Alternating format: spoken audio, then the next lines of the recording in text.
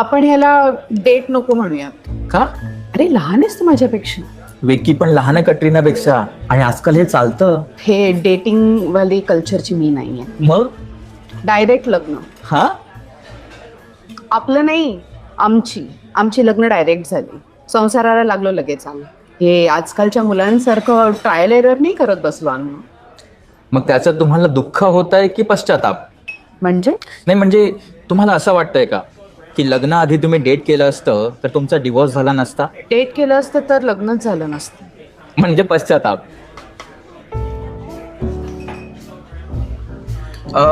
काय घेणार तुम्ही? Nothing much, just coffee. ठीक आहे, मी सांगून येतो. आता मी पण येते. इट्स ओके, मी सांगतो. माझी ऑर्डर कॉम्प्लिकेटेड आहे. Hot flat white with triple shot of espresso, non flat almond milk, extra foam at the bottom of the cup, 1 pump of vanilla syrup, 1 pump of caramel syrup and dash of cinnamon at the top. आता तुम्ही सांगितलेली order ती लोक तशीच बनवतील कशावरून? अरे मी पैसे देते त्यांना या मॉडिफिकेशनचे. देत असाल पण ते लोक तसंच मॉडिफिकेशन करतील हे कशावरून? इतका अविश्वास काय तुला? मी पण मॅरिड होतो. ब्रोकन मॅरेजेस खूप शिकवून जातात काय काय. तुम्ही काय शिकलात? आपला ऐकणारी व्यक्ती आपल्याला मिळेल हे प्रत्येकाच्या नशिबात नसतं. एकटा व्यक्ती नातं नाही टिकवू शकत कितीही प्रयत्न केला तरी.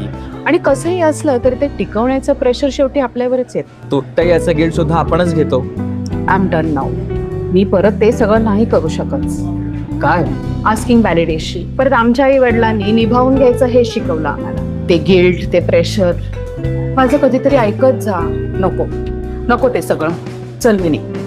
अहो थांबा.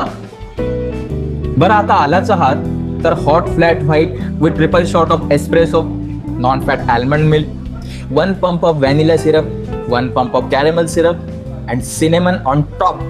पिऊन जा.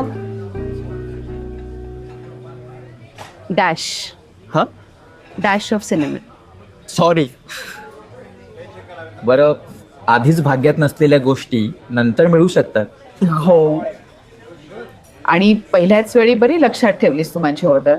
त्याचं काय आहे? आमच्या आई वडिलांनी शिकवलंय ना आम्हाला काय? की आपल्यापेक्षा वयाने मोठ्या असणाऱ्या व्यक्तींचं ऐकायचं असतं म्हणून.